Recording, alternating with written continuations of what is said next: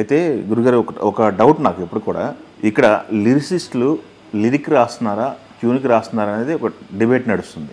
కొంతమంది ట్యూన్కి రాయగలరు, కొంతమంది ఏమో లిరిక్ వచ్చిన తర్వాత ట్యూన్ కట్టే మ్యూజిక్ డైరెక్టర్స్ ఉంటారు.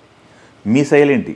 మీ దగ్గరకు వచ్చిన పాటలు ఎలా దొరుకుతుంటాయి? నాదనే కాదు, వాళ్ళ రోజున ప్రతి mostly 90% of the songs tuna tune ఇస్తారు, ట్యూన్ తగినట్టుగా రాయడమే. ఓకే, అంతే. ఎక్కడో కొన్ని ప్రత్యేకమైన సందర్భాలు ఉంటే ముందు లిరిక్ రాస్తే తర్వాత కంపోజ్ చేసుకుందామని అనుకుని ఆ 10% పాటలు అలా నడుస్తూ ఉంటాయి. బట్ మోస్ట్లీ ట్యూనే ఇస్తారు.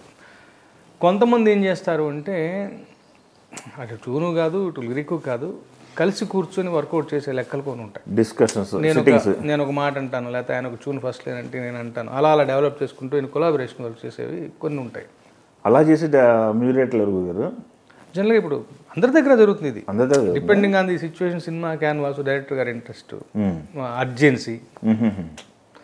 ఓకే, అదే ఒకసారి మ్యూజిక్ డైరెక్టర్ గారు ఇది చేశారు, లేదా కొంతమంది డైరెక్ట్లు ఇలా చేయడం కోరుకుంటారు, పార్టిసిపేషన్ అందరూ చేస్తారు.